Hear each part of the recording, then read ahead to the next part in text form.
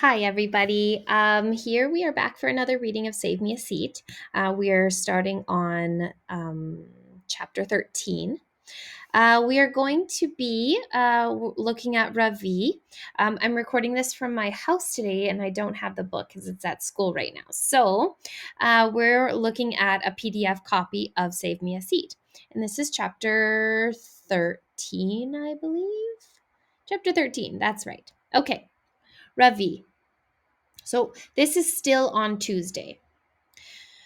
My failure to impress Mrs. Beam with my Vedic math and then the tripping episode can hardly wait for the morning to be over. I can hardly wait for the morning to be over. At lunch, I'll sit down with Dylan, Sam Ream, and the other boys and come up with a plan for how to put Bigfoot in his place. Bigfoot meaning Joe. One time at Vidya Mandir, a boy named Hassan stole a pair of leather batting gloves from my sports bag. My friends and I caught up with him after school and pushed him into a corner like he cried like a baby and gave back the gloves.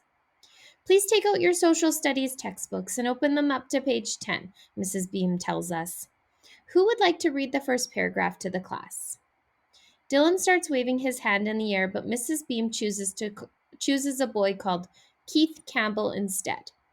Most Native Americans were forced to leave New Jersey during the 1700s, Keith reads. Descendants of New Jersey Native American people hid or. He stops before the next word. The word is assimilated, said Mrs. Beam. Class, please repeat after me. We all say it together. Assimilated. Can anyone tell me what that word means? Mrs. Beam asks.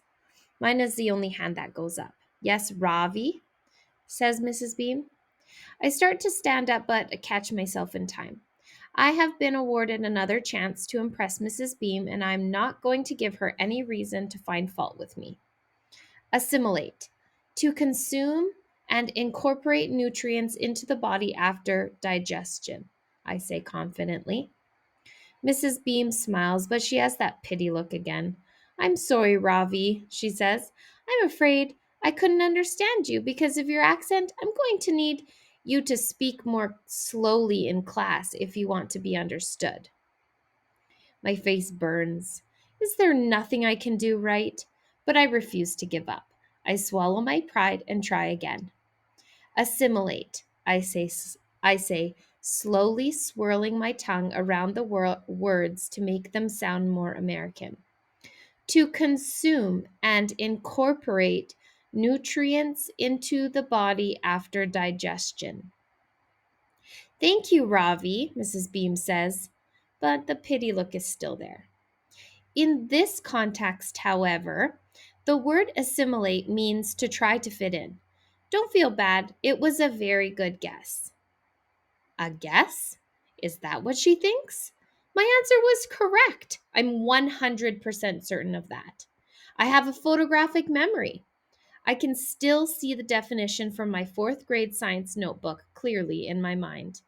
Mrs. Beam asks Keith Campbell to continue with his reading. Descendants of New Jersey Native American people hid or assimilated into white society. Very good, Keith, Mrs. Beam says when he has finished reading. Then she looks around the room. Who would like to read the next paragraph? How about you, Joe? Bigfoot practically falls out of his chair. No way, he blurts. Excuse me, said Mrs. Beam. Her eyebrows are twitching like electrified caterpillars. Mrs. Aaron would never have allowed a student to speak to her that way. I wonder what Bigfoot's punishment will be. But just then the door opens and a woman with white hair like a mop sticks her head inside. I'm here for Joe, she says. I'll keep him for the rest of the afternoon if that's all right. That will be fine, said Mrs. Beam. Oh, and did you get my note about our new student? I think he could use a little help.